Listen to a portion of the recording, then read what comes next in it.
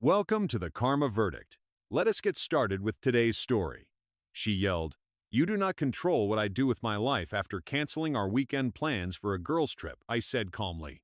"You are absolutely right." 3 days later, when she came home and saw what was missing, she did not say a word, just sat down and started shaking. I am Derek, 34, and I had been living with my girlfriend Andrea for 2 years. We had been together for 5 years total, met through mutual friends at a concert, fell into that easy kind of relationship where everything just worked. Or so I thought. The problem started about 6 months ago. Andrea became increasingly flaky with plans. She would commit to something, dinner with my parents, a weekend trip we had been planning, even just a quiet night in, and then cancel last minute, always with an excuse that sounded reasonable on the surface. Work emergency, friend crisis, feeling under the weather. 1 or 2 times. Fine. But it became a pattern. The breaking point happened 2 weeks ago on a Wednesday night. We had been planning a weekend getaway to this cabin in the mountains for over a month. I had taken Friday off work, packed our hiking gear, made reservations at a restaurant she had been wanting to try.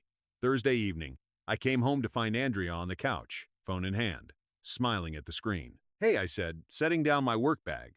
"All packed for tomorrow?" She looked up and I saw something shift in her expression. Guilt? Maybe, or calculation. "About that," she started. "Jess called. Her boyfriend just broke up with her and she is devastated. A bunch of the girls are putting together a last-minute trip to the beach to cheer her up. They are leaving tomorrow morning." I felt my jaw tighten. "We have had this cabin planned for over a month. I know, and I am sorry. But Jess really needs me right now. She is completely falling apart. Cannot the other girls handle it? You made a commitment to me. Derek, she is my best friend.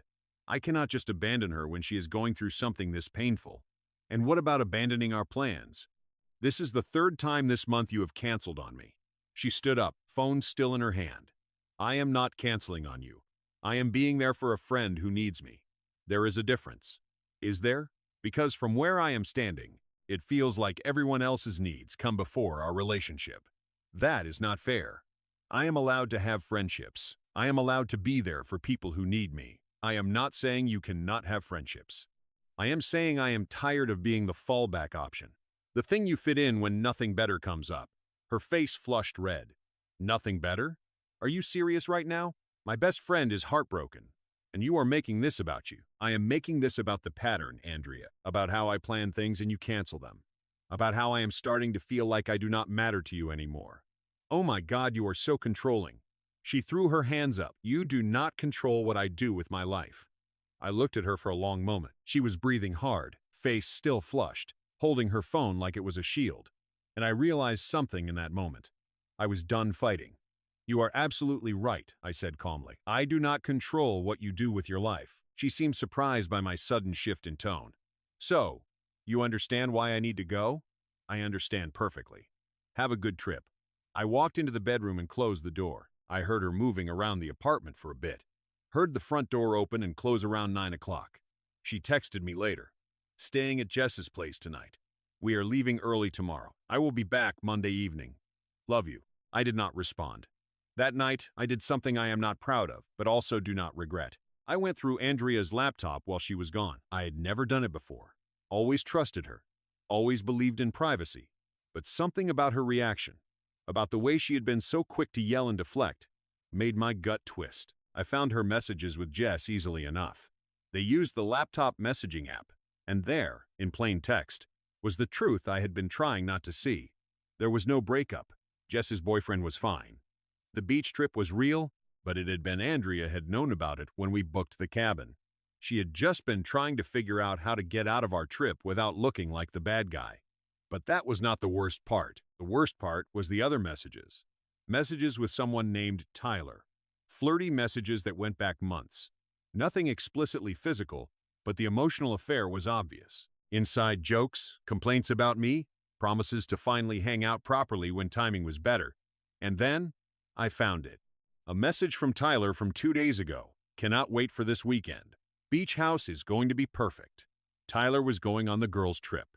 I sat there with her laptop open, reading message after message, feeling something cold settle into my chest. Not rage, exactly. Something calmer and more final than rage. I spent Friday and Saturday thinking, planning. By Sunday afternoon, I knew what I had to do. I had contributed about 60% of our shared expenses over the 2 years we had lived together. The apartment lease was in both our names, but I had paid the security deposit. Most of the furniture was mine from before we moved in together. The television, the couch, the bed, the kitchen table, all mine. She had brought some decorations, her books, her clothes, but the functional parts of our home were largely my stuff. Sunday evening, I called my brother and 2 friends. I need help moving tomorrow. Can you guys help me out? They showed up Monday morning with a truck. By noon, I had moved out everything that was mine. The couch, the television and entertainment center, the bed and mattress, the kitchen table and chairs, the coffee maker, the good pots and pans, the microwave, my clothes, my books, my personal items. All of it gone. What I left behind was a nearly empty apartment. Her decorations on bare walls. Her clothes in an empty bedroom with no bed. Her books on the floor where the bookshelf used to be. The kitchen had her dishes and cheap cookware she had had since college. But no table to eat at. No good appliances to cook with. I also left behind a note on the kitchen counter, the only surface left to put it on. Andrea, you are right. I do not control what you do with your life, but I do control what I do with mine. I found the messages. With Jess, with Tyler, all of it. I know Tyler went on your girl's trip. I know you have been lying to me for months. The lease is in both our names, so legally you have as much right to stay as I do. But everything that was mine is now at my new place. You can keep the apartment if you want it. The rent is due on the 1st. Do not contact me. We are done. Derek. I left my key on top of the note and walked out. Update 1. I spent Monday afternoon and evening settling into my new apartment, a smaller place across town that I had found, and put a deposit on over the weekend. My brother helped me set everything up.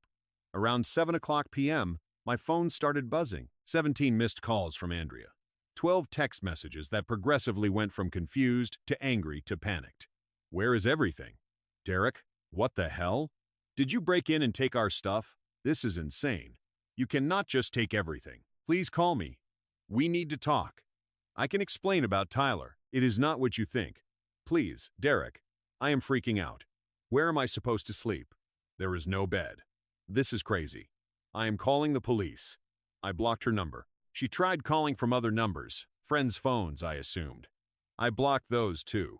She showed up at my new place around 9 p.m. I had anticipated this and had not told her the address.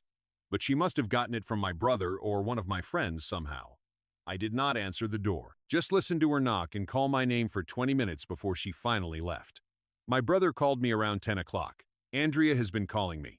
She is losing it, man. Says you stole all her furniture. It is my furniture. I bought it. I took it. I know. But damn. She is saying she has nowhere to sleep. She has an apartment. She can buy a bed like an adult. Fair enough. Just wanted to give you a heads up that she is going scorched earth. Calling everyone we know, telling them you abandoned her without warning. Let her talk. Anyone who matters will hear my side. Tuesday morning, I got a call from our former landlord, Derek. I've got Andrea here saying you removed all the furniture from the apartment. Is this a situation I need to be concerned about? Everything I removed was mine. I paid for it before we moved in together. She has no legal claim to any of it. But I am off the lease as of today. I am emailing you formal notice right now. She is saying she cannot afford the rent on her own. That is not my problem anymore. She has 30 days to figure it out, same as any tenant. I sent the formal notice, copied Andrea on it. The lease had a clause, allowing either party to terminate with 30 days' notice, as long as rent was paid through the notice period. I paid my half of the next month's rent. What Andrea did after that was up to her. Tuesday afternoon, Jess called me. I had forgotten to block her number. Derek, you need to calm down and talk to Andrea. You cannot just destroy her life like this over a misunderstanding. Misunderstanding? She has been emotionally cheating on me for months. She lied about the trip. Tyler was there with you, was he not? Silence. That is what I thought. You helped her lie to me, Jess. You are not the friend to call here. Tyler is just a friend. Nothing happened between them. I read the messages. Maybe nothing physical happened, but she was building a backup relationship while stringing me along. That is not nothing. She loves you, Derek. She made a mistake. No, she made a series of choices. And now I am making mine. Do not call me again. I blocked her too. Update 2. Wednesday evening, I got a call from my mom. Derek, honey, what is going on? Andrea's mother just called me very upset. I explained everything, the canceled plans, the lies, the messages with Tyler, finding out about the emotional affair. My mom listened without interrupting. So, you took all the furniture? She asked when I finished. I took my furniture. Everything I had purchased before we lived together or that I had paid for during. She has her belongings. She just does not have the furniture I provided. That seems harsh. Maybe. But I am done being the person who sacrifices and compromises while she does whatever she wants. She told me I do not control her life. So, I removed myself from it. Completely. My mom was quiet for a moment. Your father did something similar when his first marriage ended. Took everything that was his and left her with an empty house. I always thought it was cruel when he told me that story. And now? Now I understand it better. Sometimes you need to make a clean break. Just be prepared for the fallout. The fallout came Thursday. Andrea posted on social media a long emotional post about how her boyfriend of 5 years had stolen everything from their apartment while she was away helping a friend. How she had come home to an empty apartment and a cruel note. How she was now effectively homeless and destitute. The post blew up. People I barely knew were commenting, calling me abusive, controlling, psychotic. She had framed it perfectly. The heartbroken girlfriend abandoned by her cruel ex who took everything and left her with nothing. She did not mention Tyler. She did not mention the lies or the emotional affair. Just painted herself as the victim. I did not respond publicly. Instead, I messaged 3 of our mutual friends privately. People I trusted. People who knew both of us well. I sent them screenshots of Andrea's messages with Tyler, with Jess about planning the fake trip. All of it. I'm not asking you to pick sides, I wrote. I am just asking you to know the full truth before judging me. 2 of them thanked me for showing them. The third told me I was still wrong for how I had handled it, that 2 wrongs do not make a right. I accepted that. Not everyone would understand. By Friday, the narrative started shifting. The friends I had sent screenshots to had apparently shared them, with my permission. Suddenly, Andrea's post had comments asking about Tyler, asking why she had lied about the trip, asking why she was conveniently leaving out the cheating. Andrea deleted the post Friday evening. Update 3. Saturday morning, I woke up to an email from Andrea. Subject line, please read this. Derek, I know you have blocked me everywhere, but I am hoping you will read this email. I am not asking for forgiveness. I am not even asking for us to get back together. I just need you to understand what actually happened.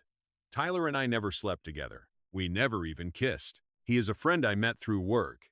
And yes, I developed feelings for him, but I never acted on them physically. I kept him at a distance because I was with you. I know that does not excuse the emotional part. I know I was wrong to confide in him about our relationship problems, to let it become what it became. But I never actually cheated on you in the way you think I did. The trip was not about Tyler. It was about me needing space to figure out what I wanted. I have been feeling trapped and confused for months. I did not know how to talk to you about it. What you did, leaving me with nothing, taking everything while I was gone, abandoning me without warning, that was cruel. I know you are hurt, but what you did hurt me too. I came home to an empty apartment, and I sat down on the floor, and I could not stop shaking. Everything was gone. You were gone. Our whole life together just erased. I am not asking for the furniture back.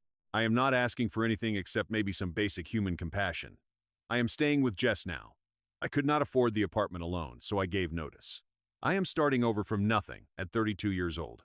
If you ever cared about me at all, please at least acknowledge that what you did was extreme. Please give me that much. Andrea. I read it 3 times. Felt the guilt try to creep in. Felt the part of me that had loved her for 5 years want to respond, want to apologize, want to make it better. Then I closed the email and deleted it. Because here is what she still did not get. I did not do what I did to hurt her. I did it to free myself. Every piece of furniture I took, every item I removed, it was not revenge. It was reclaiming my life. She wanted space to figure out what she wanted? Fine. Now she has all the space in the world. And I have mine. Final update. It has been 6 weeks now. I have settled into my new place, made it feel like home. The apartment is smaller, but it is fully mine. No shared lease, no shared furniture, no shared anything. Just me and my stuff, and the life I am rebuilding. I have heard through mutual friends that Andrea is doing okay. She got a new apartment with a roommate.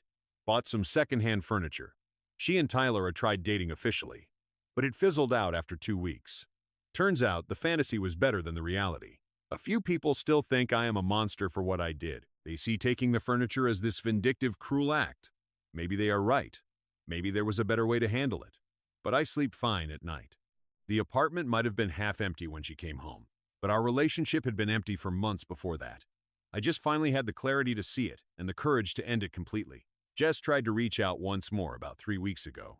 A long text about how Andrea was struggling, how she had made mistakes, but did not deserve to be punished like this.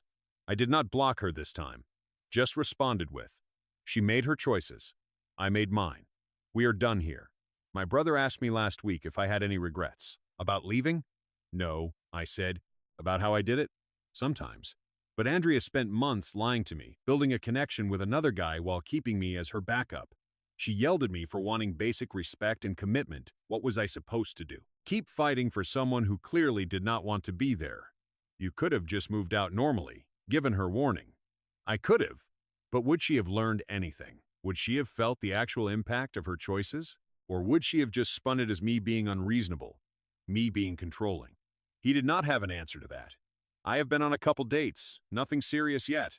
I am not in a rush. For the first time in years, I am actually enjoying being alone, enjoying having space that is completely mine, making plans I know will not get canceled, living life without constantly wondering if I am someone's second choice. Andrea sent me one more email 2 weeks ago, just 2 lines. "I hope you are happy. I hope this was worth it." I almost responded, almost told her that yes, I am happy. That leaving was the best decision I have made in years, that she did me a favor by showing me who she really was. But I did not. Because the truth is, she does not matter anymore. What she thinks does not matter. Whether she understands why I left does not matter. What matters is that I am free. The furniture, the apartment, the shared life, all of it was weighing me down. And when I took it all away, when I left her with that empty space, I was not trying to hurt her. I was trying to show her what she had already done to me. Edit. Some people are asking if I feel guilty about the furniture situation. Sometimes, yes. But then I remember coming home to a half-packed apartment countless times. Remember the canceled plans. Remember reading those messages with Tyler. The furniture was mine. Taking what is mine is not theft, and it is not revenge. It is just boundaries. Edit 2. No, I have not heard from Andrea directly since that last email. I have her blocked on everything. Friends tell me she has moved on and is doing fine. Good for her. I have moved on too. Edit 3. For everyone saying I should have just broken up with her like a normal person, I did. The note was the breakup. Taking my furniture was just the punctuation mark. If you enjoyed this video, please give it a thumbs up and subscribe to the channel to stay updated with our upcoming stories. Your support means the world to us.